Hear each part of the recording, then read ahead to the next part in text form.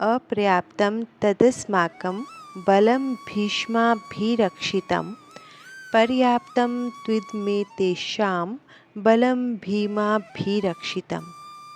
अर्थात हमारी शक्ति असीमित है। यहाँ पर दुर्योधन द्रोणाचार्य से कहता है हमारी शक्ति असीमित है और हम सब महान सेना नायक भीष्म पितामह के नेतृत्व में पूरी तरह से संरक्षित हैं, जबकि पांडवों की सेना की शक्ति भीम द्वारा भली भांति रक्षित होने के पश्चात भी सीमित है। भावार्थ ये है कि दुर्योधन के आत्म प्रशंसा करने वाले ये शब्द मिथ्या अभिमान करने वाले मनुष्यों की वशिष्ठ उक्ति जैसे थे।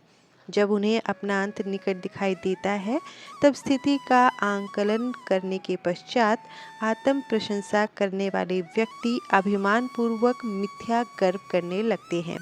अपने भविष्य के प्रति अनर्थकारी व्यंग्योक्ति दुर्योधन के कथन में तब अभिव्यक्त हुई जब उसने कहा कि भीष्म पितामह द्वारा संरक्षित उनकी शक्ति असीमित थी। भीष्म पितामह कौरव सेना के प्रधान सेनापति थे। उन्हें इच्छा मृत्यु और अपनी मृत्यु का समय निश्चित करने का वरदान प्राप्त था, जिससे वह वास्तव में अजय कहलाते थे। पांडव पक्ष की सेना भीम के संरक्षण में थी, जो दुर्योधन का शत्रु था। इसलिए दुर्योधन ने भीष्म के साथ भीम की अल्प शक्ति की तुलना की।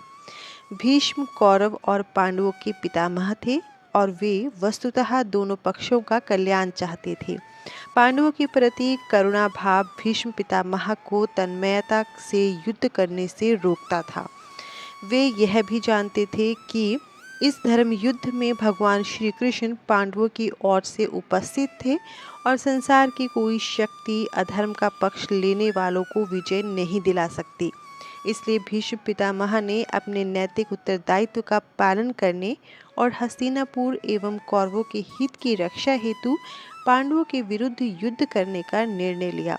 यह निर्णय भीष्म पितामह के व्यक्तित्व के विचित्र लक्षण को रेखांकित करता है। श्री कृष्णाय नमः। धन्यवाद।